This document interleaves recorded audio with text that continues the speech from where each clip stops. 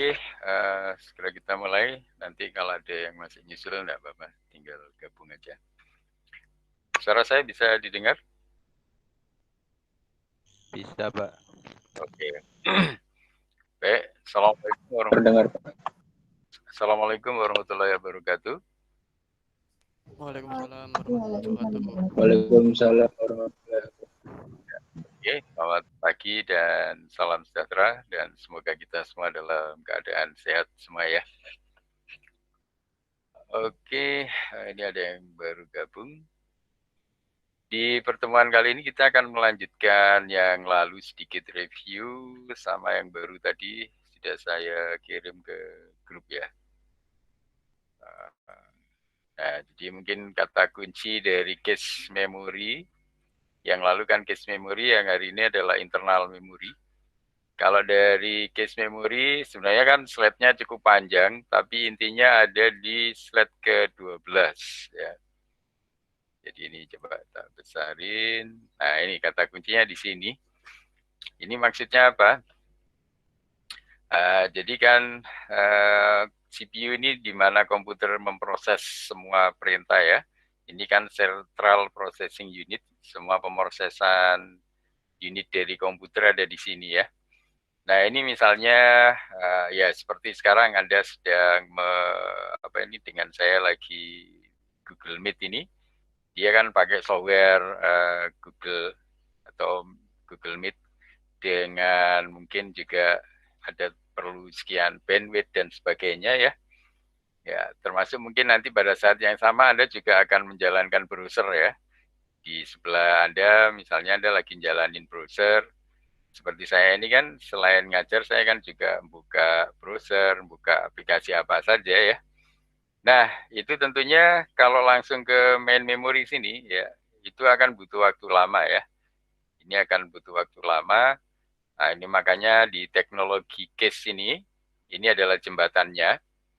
Jadi kalau Anda mau membuka, tadi mau mengunjungi website dan sebagainya, website-website yang sudah pernah Anda kunjungi itu masih tersimpan di case ini ya.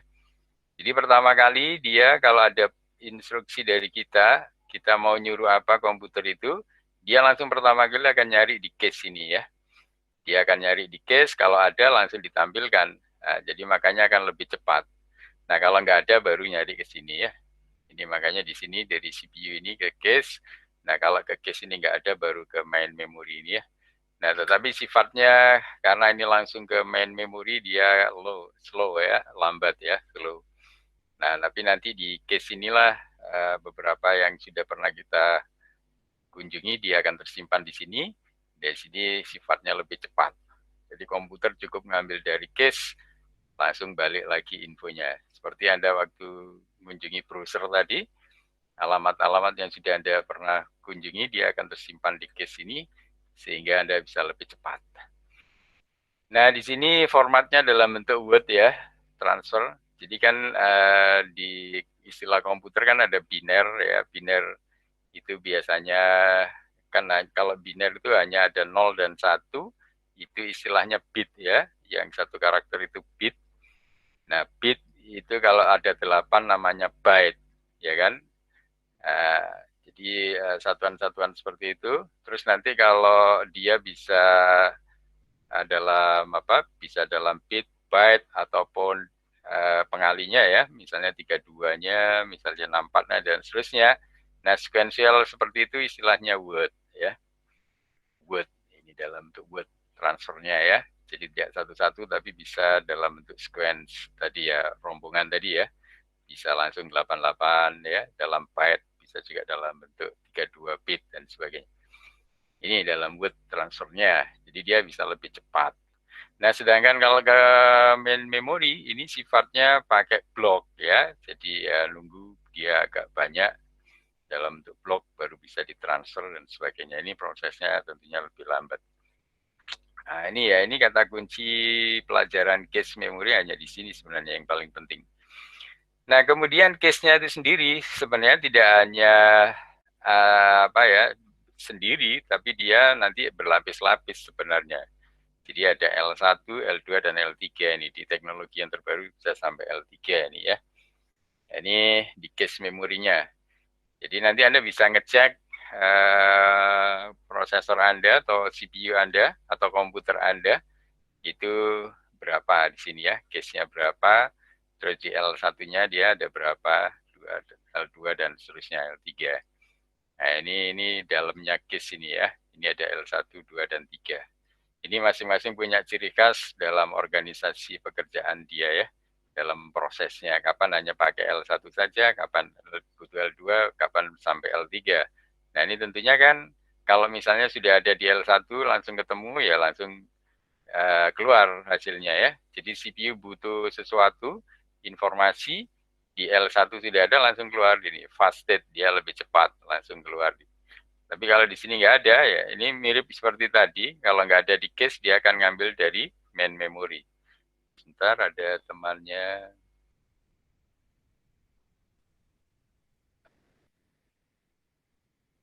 Ini prinsipnya mirip yang tadi. Jadi kalau CPU nyari pertama kan di cache, kalau di cache nggak ada baru ke main memory.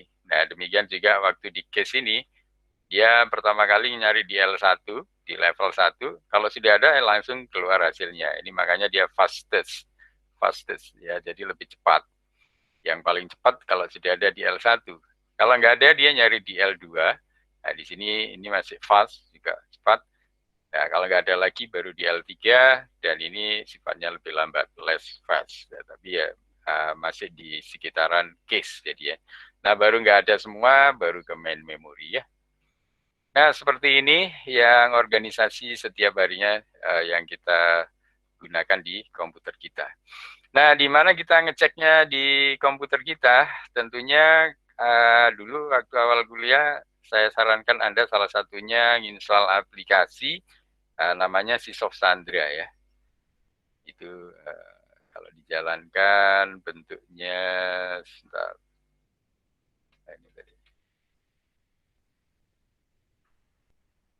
Ini ya. Ini bentuknya. Jadi kalau Anda nyari, ini kan macam-macam di dalam Sysoft Sandra. Ada yang belum pernah install? Jadi Anda bisa nyari di Google sih sebenarnya. Di Google ini ada. Ini biasanya dipakai orang-orang yang jualan komputer ya. Sebentar. Ya, jadi biasanya dipakai di orang yang jualan komputer untuk menunjukkan kepada calon pembelinya, misalnya mau nunjukin harddisknya berapa, memorinya berapa. Itu kalau Anda cari di Sysoft begini namanya. Nah, ini sudah ada Sysoft Sandra. Ini sudah keluar yang 2020. Ini punya saya mungkin lebih lama. Tapi Anda bisa download Sysoft Sandra, download ya. Ya, tinggal nyari yang untuk Windows berapa. Nah, ini kalau tidak salah freeware mungkin ya. Ini coba Anda cari nanti. Ini ada yang evaluation juga tidak apa-apa. Ini ada nyari aja ya. Kata kuncinya seperti itu. Sysoft Sandra. Sysoft. Ya, Sysoft Sandra itu namanya. Nah, ini kalau dijalankan, punya saya ini versi yang sebelumnya mungkin. Nah, kayak gini ya. Nah, di sini Anda langsung bisa dapat informasi semua yang ada di hardware Anda. Mulai komputer overview, atau cukup misalnya dari mainboardnya, prosesornya, dan seterusnya ya. Sampai power management, video, device, dan lain-lain. Physical disk, ini juga ada ya. Nah, ini misalnya mainboard. Ini tinggal diklik saja, nanti muncul informasi mengenai mainboard Anda. Nah, ini cukup ditunggu. Nah, seperti ini. Ini misalnya komputer saya kan jenisnya XP. Ya, di sini ada. Dia termasuk jenis berapa ini? Ini ada di sini ya. Ini ada, kemudian serial number-nya juga ada. Versionnya, mainboard-nya. Nah, di sini juga muncul info-info yang lain. Ada VGA-nya dan lain-lain, chipset-nya, chipset dan seterusnya. Kemudian ada Nah, ini ada share memori dan terusnya. Memori modulnya. Nah, di sini ada memorinya berapa.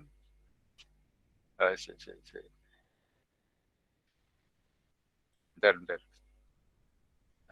Sebentar ya. Bentar, ini ada yang mau lewat. Udah.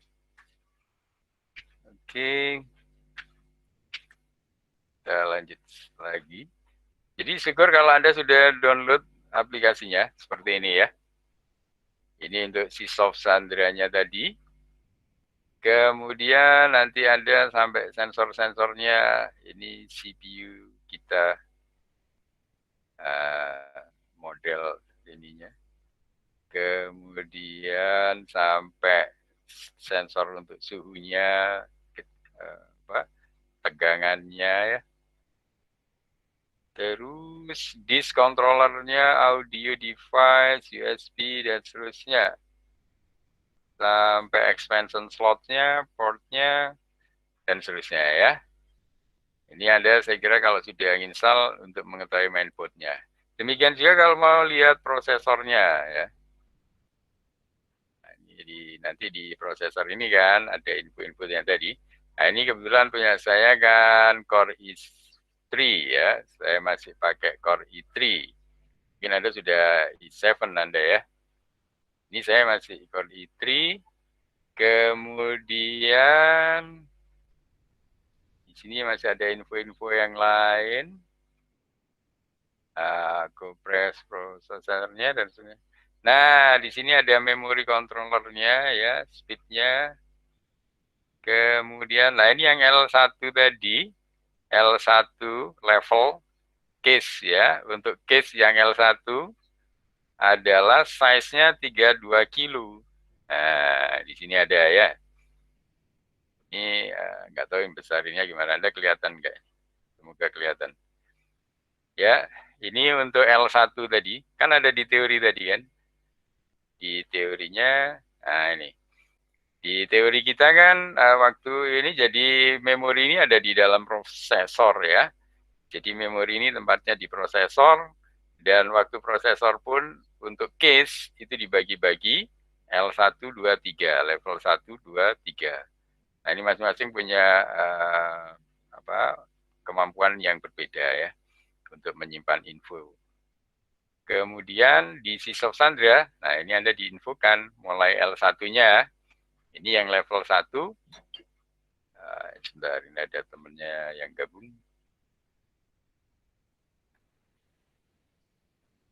Ini ya.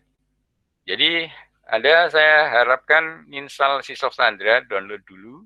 Nanti Anda cek di prosesor, Anda lihat di case memorinya ini ya. L1 ini size-nya ketemu 32 kilo dan seterusnya ya. Kemudian L2-nya ini di second level-nya.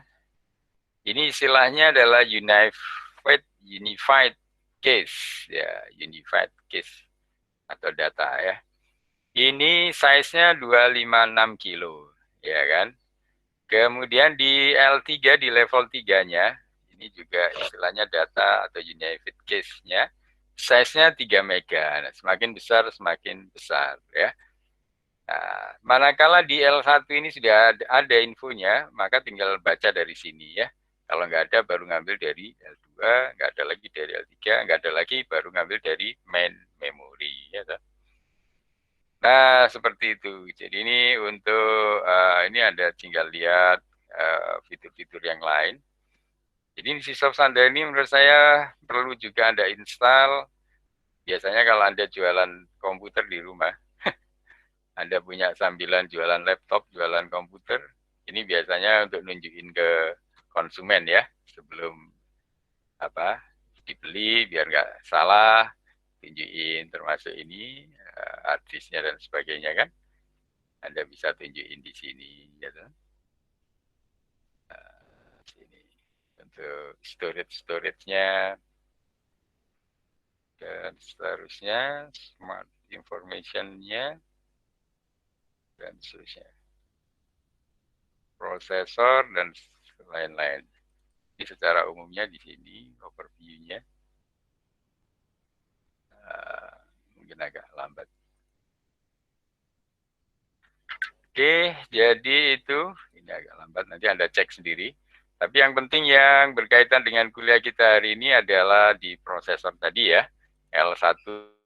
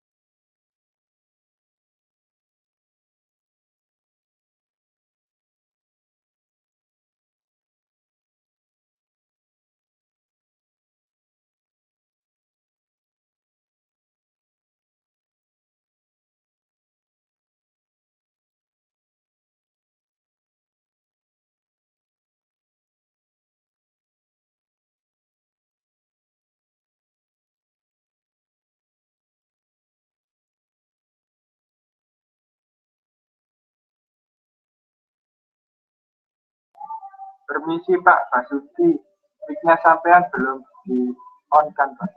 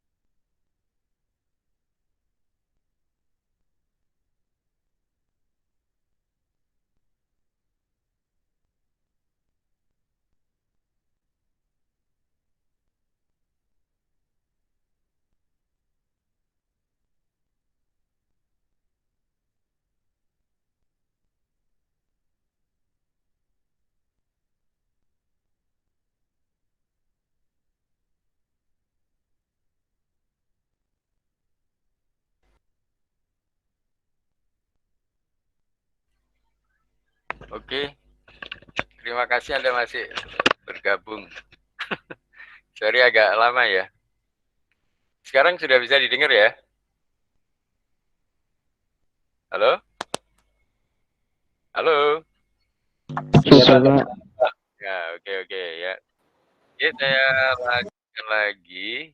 Ini tadi sempat terputus. Mungkin ya nggak lama lah ini. Coba saya lanjutin. Ini nggak tahu tadi kok bisa begitu ya.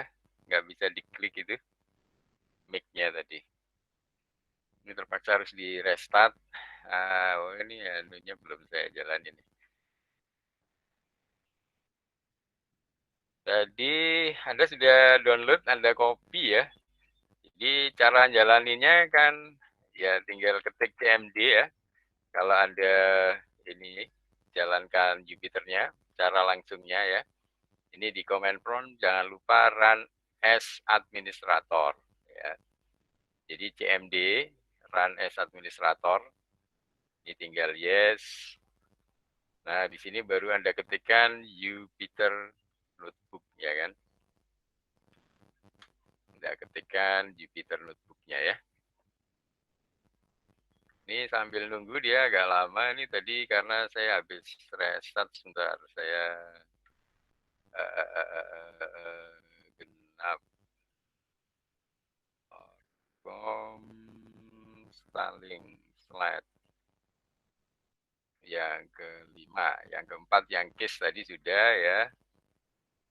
Yang kelima yang internal memory. Sebenarnya internal memory itu yang sudah sehari-hari kita kenal itu ya, yang kalau Anda beli laptop memorinya berapa ya, RAM dan seterusnya itu ya. Dan ini sambil nunggu jalankan sambil menunggu ininya, menunggu Jupyter Notebooknya. Tadi juga sudah saya kirim yang versi bahasa Indonesia, sebenarnya bisa lebih Anda pelajari yang bahasa Indonesia tadi. Memori internal. Ini sedikit mengulang tadi ya. Kalau case tadi kata kuncinya di yang slide ke berapa tadi? Ini ya, yang halaman ke-12. Nih, jadi kata kuncinya di sini. Dan cara ngeceknya tadi bisa Anda cek menggunakan script Python yang ada di GitHub tadi ya. Ini kemudian sambil nunggu. Ini agak lambat. Nah, ini ya. Ini sudah jalan ininya. Jupyter Notebook-nya. Jupyter Notebook-nya sudah jalan yang case memory check. Tadi pakai si Soft Sandra juga bisa Anda lihat dari case memory kita. Case memory kan ada yang L1, L2, dan L3-nya ya. Tadi dari si Soft Sandra bisa Anda cek. Kemudian menggunakan script di GitHub tadi, kalau secara gampang Anda bisa copy paste yang tadi yang di tampilannya. Bentar, agak lambat. Nah, seperti ini ya. Nah, ini ya menggunakan case sim. Jadi case sim ini yang harus di-install library-nya. Nanti dari case sim, dari modul case sim, ada yang dipakai beberapa kelas seperti case simulator, case, dan main memory. Ini kemudian nanti hanya menampilkan saja sih. Ini main memory ini kita sederhanakan jadi mem saja. Kemudian untuk lihat L3 dan seterusnya, tinggal Anda copy paste dari yang tadi. Saya juga kurang tahu persis ini cara nulis perintahnya ini, tapi diambil saja. Kan tujuan kita hanya nampilkan seperti apa L1, 2, 3-nya ya. Ini sebenarnya case simulator untuk menampilkan apa isinya dari case ya. Nah, di sini nanti Anda akan dapatkan L1, L2, L3-nya ya. Seperti ini, jadi ini akan tampil seperti ini. Ini salah satu kalau Anda memanfaatkan script di Python untuk melihat performance dari cache memory. Cara lainnya dengan menginstal si Sandra tadi ya. Oke, ini sudah ada yang mencoba? Di antara Anda kira-kira ada yang sudah mencoba belum? Ada yang sudah mencoba? Belum ada. Kalau belum nanti dicoba dulu ya. Kata kunci yang lain, cache memory using Python gitu nanti Anda dapat lah ya di internet. Banyak saya kira. Kemudian itu untuk cache-nya. Kalau untuk yang memori internal dari yang berbahasa Indonesia ini juga ada. Mungkin yang penting-penting saja. Di sini karakteristik. Ya ini tadi juga sebagian sudah. Ini dari karakteristik sistem memori tadi ya. Jadi kita untuk yang internal dan eksternal sama CPU ini lokasinya seperti apa. Kemudian kapasitasnya dalam word ya dan seterusnya. Satuan transfernya tadi ada yang word, ada yang block ya. Yang dari CPU ke cache kan word, tapi ke main memory pakai block ya kan. Dan seterusnya metode aksesnya sequential dan seterusnya. Ini kemudian yang penting lagi, nah ini lokasi memori ada yang di register, ada yang di memori internal dan di eksternal. Yang register tentunya di chipnya prosesor. Nah ini bisa diakses langsung pada saat menjalankan operasinya ya. Ini juga bisa digunakan sebagai memori sementara register. Nah kalau yang internal ini di luar chip. Ya, ini yang internal ini di luar chip prosesor ya. Di luar chip prosesor, diakses langsung oleh prosesor, dibedakan menjadi memori utama atau main memory dan cache memory. Nah, ini yang kita sudah pelajari kan yang cache memory ya. Jadi ada cache memory dan main memory. Itu disebut memori internal ya. Posisinya di luar chip prosesor. Tapi dia tetap diakses langsung oleh prosesor ya. Jadi ada cache memory sama memori utama. Kemudian ada memori eksternal, ini diakses oleh prosesor melalui I/O, ya kan? Bisa berupa disk ataupun pita. Termasuk flash disk Anda ya. Termasuk apa? Kalau dulu pakai disket ya dan lain-lain ya. CD-ROM. Nah, ini yang eksternal ya. Tetap bisa untuk nyimpen tapi kan di luar ya. Memerlukan I/O. Menghubungkan piranti I/O. Input output modul ya. Ini yang eksternal. Yang penting yang internal ini, yang kita sekarang belajar yang internal. Yang internal ada cache memory, ada main memory ya. Yang main memory kan mungkin kalau Anda beli kayak SD-RAM dan lain-lain itu ya. Ada RAM, ada EPROM, ROM, dan seterusnya. Ini tentunya di luar chip prosesor ya, berbeda dengan register tadi. Kapasitas memori, cara ngukurnya ya seperti biasa pakai byte atau word. Panjang word umumnya kan 8, 16, 32 bit. Untuk yang eksternal biasanya lebih besar dari internal. Kenapa? Ya karena teknologinya yang berbeda ya. Ya untuk dulu disket, sekarang pakai flash disk. Ini yang eksternal ya. Satuannya bisa pakai Word dan seterusnya. Saya kira gini dibaca sendiri saja. Yang penting lagi apa ya? Nah, ini ada RAM kan random access memory, ROM, atau read only memory dan seterusnya. Terus cara ngitungnya secara fisik ini hierarkinya ya yang paling tinggi ini apa? Input memory, ini output storage dan seterusnya ya. Ya seperti ini. Jadi kalau kita ada CD, RW, ROM itu posisinya di sini. Yang eksternal tadi ya. Out. Jadi dari output istilahnya memori. Kemudian legendar, case, main ini ada di input. satunya di prosesor, satu di luar chip prosesor, dan seterusnya. Ini magnetic type, dan seterusnya. Yang semakin ke bawah, semakin dekat ke kita.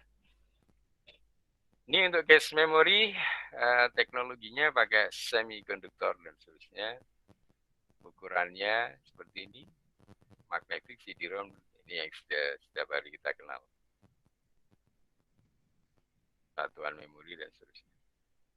Ini untuk yang random memory random access, ada RAM, ada ROM, read only memory, ada PROM, programmable read only memory, EPROM, flash memory, dan EPROM dan seterusnya. Ini yang internal ya.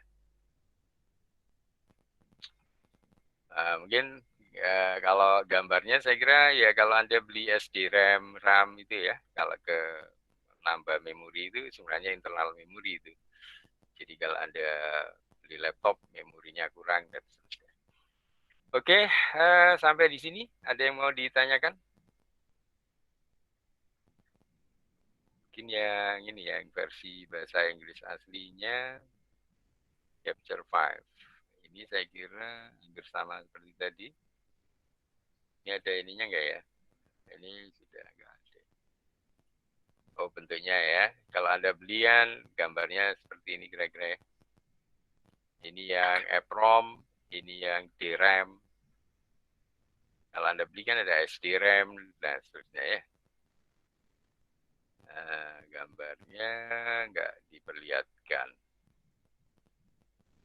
Ini gambarnya, ada nggak? Flash memory, nggak terlalu kelihatan. Ini kalau Anda cari di Google juga ada gambarnya.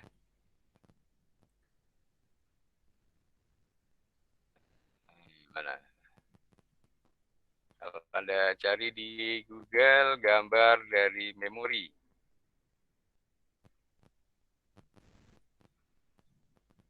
Memori internal.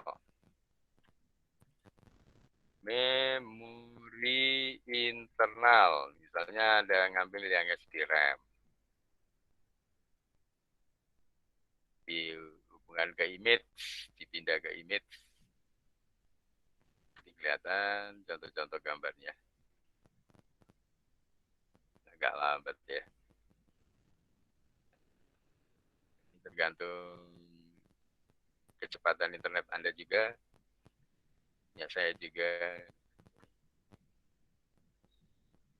agak lambat. Nanti Anda bisa kelihatan sebenarnya. Nah, seperti ini ya. Kalau Anda beli kan yang ini tuh. Jadi kalau Anda beli untuk nambah memori Anda kan seperti ini. Ini yang RAM. Kebanyakan ya. Ini yang SDRAM. Ini yang komputer lama. SDRAM juga ada. Atau yang pakai komputer CPU yang besar gitu ya. Kalau di laptop menyesuaikan, ya mungkin RDRAM sama SDRAM ya. Nah, seperti ini. Ini macam-macam mereknya. Ya, seperti ini ya. Jadi Anda bisa lihat sendiri dan bisa cek gambarnya. Ini termasuk internal memori ya. Mungkin ada pertanyaan mengenai tadi cara ngecek di apa di Jupyter. Ada yang belum install Jupyter? Belum install Anaconda. Jadi cara cepatnya kan install Anaconda, nanti dari Anaconda sudah ada Jupyternya. Nah, cuman punya saya ini masih yang versi lama, itu support di Python 37 ya. Kalau yang baru, kalau Anda cek di Anaconda itu dia sudah 38 Pythonnya. Ngecek versi sudah tahu? Ngecek versinya Python. Jadi Anda tetap pakai CMD tadi ya. CMD. Ini CMD ya. Nah ini command prompt, klik kanan. Agak lambat. klik kanan, run as administrator. Jadi jangan lupa run as administrator. Kemudian Anda yes. Nah, ke sini ya. Nah, ini tinggal ketik versionnya.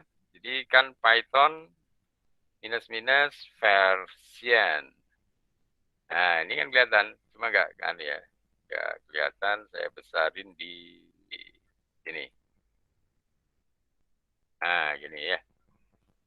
Jadi Anda ngecek versinya tinggal ketik Python spasi minus version. Nanti ketemu. Punya saya pakai 37. Nah, harusnya yang terbaru ini. Jadi kalau Anda install Anaconda yang terbaru, ini ya, alamatnya kan sudah tahu ya. Di situ alamatnya. Alamatnya sudah saya taruh di situ. Anda turun paling bawah lah di sini. Untuk yang versi Windows, versi Mac, versi Linux, jadi ini kelebihannya Python, Anda bisa berbagai macam platform. Bisa running di Mac, di Linux, dan Windows. Nah, untuk Windows, kalau Anda yang 64 bit, kan Anda pakai Windows 10 kan. Nah, itu pakai yang 64 bit ini sudah support Python 38. Ini ya, ada tulisannya Python 38. Ini tinggal Anda download. Ini tinggal Anda download, nanti tinggal next. Nanti ada pertanyaan, waktu di environment itu dicek. Jangan di-uncheck, tapi cek. Ada cek supaya waktu Anda jalankan, langsung dikenali di seluruh lingkungan Windows-nya ya. Ini, jadi Anda install ini nanti jadi Windows 38, Python-nya 38. Punya saya masih versi yang lama, ini tapi kalau Anda install terbaru, ini, nanti Anda dapat yang terbaru, Python 38. Cara ngeceknya tadi di sini, di command prompt, Python spasi minus version ya. Nah, harapan saya Anda sudah install semua. Jadi ada kira-kira yang belum install Jupyter-nya? Ada. Dari sekian orang, siapa yang belum install? Belum install baik Anaconda. Sebenarnya nggak harus Anaconda, langsung install Jupyter juga bisa ya. Jadi ada teman Anda yang mungkin tidak suka ke Anaconda, langsung ke Jupyter juga tidak apa-apa. Cuman bedanya kalau di Anaconda nanti banyak pilihan, Anda bisa pakai Jupyter yang versi web ini. Ini kan Jupyter ya, ini versinya web, dia under web, kayak browser ini ya. Browser, jadi running di browser. Tapi Anda juga bisa jalankan Spider dari Anaconda. Jadi kalau Anda install Anaconda ini ada Spider. Kenapa Spider? Nah, mungkin yang biasanya dulu pernah belajar MATLAB, itu pindah ke Python-nya nggak ke Jupyter ini. Pindahnya nggak ke Jupyter, tapi ke Spider biasanya. Karena di Spider itu ada tampilan MATLAB View, ya. Jadi tampilannya sudah sangat MATLAB banget. Jadi kalau sudah terbiasa MATLAB, pindah ke Python, biasanya pakai Spider, ya. Nah, itu ada semua di Anaconda. Nah, tapi kalau Anda mau langsung install Jupyter juga bisa, nanti nggak usah jalanin Anaconda, langsung seperti saya tadi, tinggal dijalankan lewat prompt Jupyter Notebook. Nah, ada yang masih belum install dari sekian mahasiswa ini? Ada yang belum install Jupyter, ada? Semua sudah install ya? Semua sudah ya? Oke, kalau semua sudah install, nanti tugas pertamanya Anda boleh milih. Tugas pertamanya Anda boleh milih dari yang sudah kita pelajari sampai internal memory. Ya, nyari-nyari skripnya. Jadi Anda bisa nyari-nyari. Seperti yang kemarin kan kita juga melihat pakai skrip. Nanti Anda beri uraian sederhana. Jadi gini misalnya ya. Apa tadi? Memori. Harus memori sih, Anda bisa capacity ya, capacity ini atau mainboard ya. Mainboard atau prosesor lah ya, prosesor. Prosesor cek gitu misalnya ya. Using Python. Anda boleh bahasa Indonesia, boleh bahasa Inggris terserah. Processor check using Python, ya. Ini kata kuncinya. Ini arahkan ke all.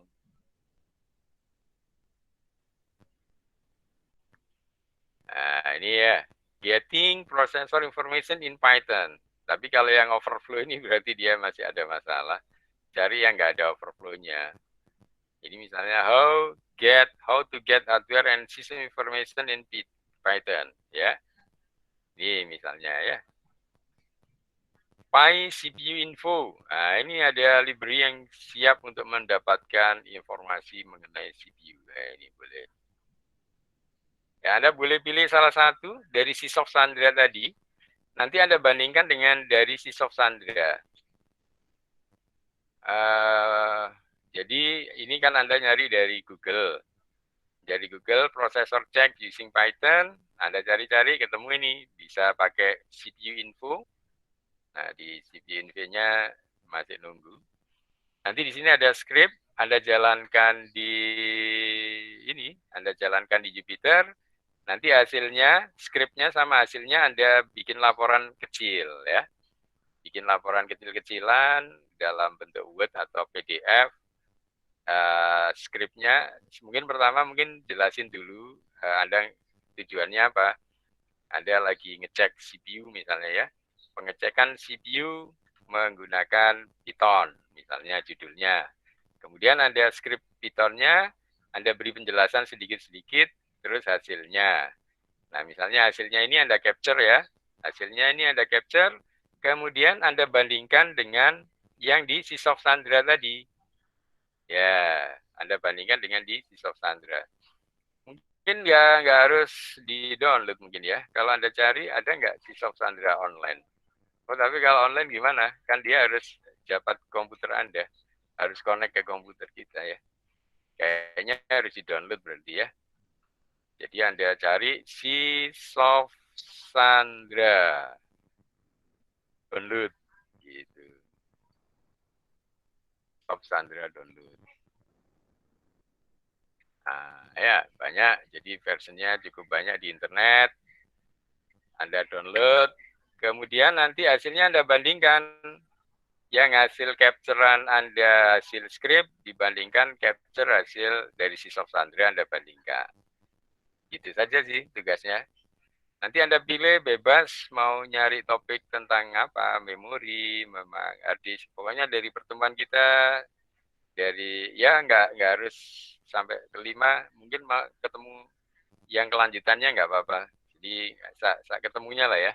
Materi kita kan sampai GPU nanti terakhir. Misalnya Anda mau ngecek GPU-nya juga boleh. Gitu, kira-kira ada yang belum paham? Jadi tugas pertama ya. Jadi tugas pertama Anda membuat skrip sederhana. Paling tidak Anda biar tahu saya ada yang belum install ini, Jupyter sama yang sudah kan kelihatan nanti. Kemudian Anda bandingkan dengan yang terbaca oleh Sysoft Sandra. Pak, kalau saya nggak pakai Sysoft Sandra, boleh nggak saya cek pakai komputer sistem? Di komputer kan ada ya. Anda cek di sistem komputer kan juga ada. Boleh nggak apa-apa. Nggak harus diinstal Sysoft Sandra ya. Yang penting hasil pembacaan skrip dibandingkan dengan yang ada di komputer Anda. Terserah mau nyarinya pakai Sysoft atau hasil eksplorasi Anda sendiri lewat sistem komputer. Gitu? Ada yang belum jelas? Gampang nggak ya? Cuman main-main aja. Jadi supaya belajarnya biar nggak bosen ya. Biar nggak bosen. Kalau langsung teori aja kan bosen. Kalau ingin tahu fisiknya ya tadi jalan-jalan di Google. Jalan-jalan di Google kan ketemu gambarnya tadi ya. Yang setiap hari mungkin pernah buka laptop, mungkin nggak aneh ya. Di dalam laptop ada memori internal seperti apa kan sudah tahu. Oke, seperti itu. Ada pertanyaan? Tugasnya ada yang belum jelas? Gimana? Sudah kelihatan capek ya? Kalau belajar di apa ini? Zoom atau di Google Meet memang cepat capek rasanya ya. Tapi nanti kalau Anda ngoding biasanya nggak terasa biasanya. Ada yang bertanya? Silakan kalau ada yang belum jelas. Ada yang mau bertanya mengenai tugas pertamanya? Ini sudah ditunjuk komtingnya siapa? Ya, Anda diskusikan nanti komtingnya yang bisa menghubungi saya, atau mau di email juga boleh. Tapi kayaknya kalau mau sih, kalau Anda biar enggak double-double tugasnya, misalnya satu ngerjain apanya, yang lain ngerjain apa, mungkin disesuaikan yang tugas dulu juga boleh ya, sambil Anda nyicil. Dulu kan yang pertama waktu dibentuk di Excel, di teman-teman Anda kan pada milih beberapa itu. Nah, misalnya mau nyicil itu juga boleh ya. Nanti bisa ditaruh di slide-nya itu, nanti bisa ditambahkan di videonya.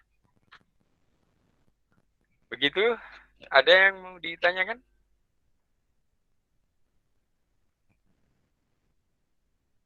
Kok pada diem ya?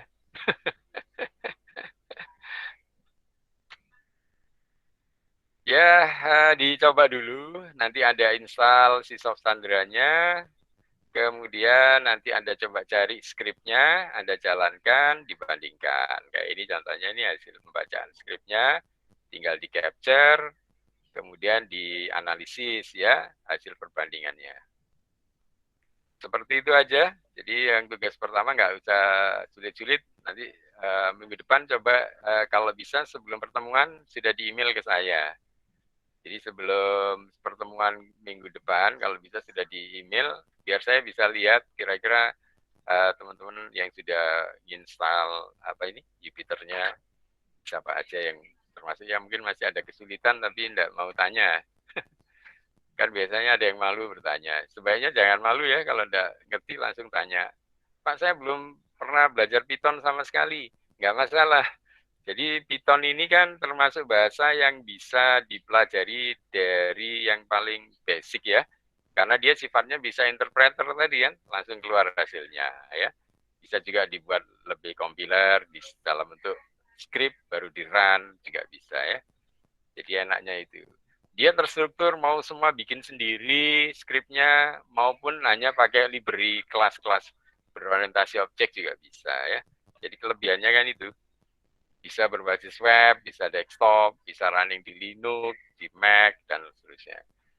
Ini kelebihannya Python. Selain free, dia open source ya. Kalau Java kan hanya free tapi tidak open source ya. Jadi Anda skripnya Java tidak pernah dapat. Tapi kalau Python selain free juga open source. Nah, ini mempermudah Python jadinya. Oke, ada yang ditanyakan? Kalau nggak ada, mungkin cukup dulu. Saya ingin lihat perkembangannya nanti sebelum pertemuan yang ke depan. Kalau bisa dan sudah email saya. Alamat email saya nanti saya taruh di grup. Nanti mungkin bisa langsung di email aja deh. Biar saya tahu ya hasilnya.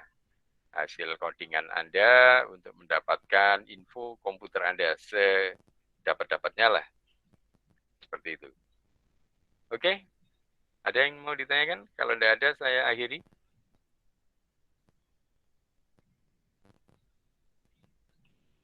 Sudah? Oke, kepada diam saya jadi bingung.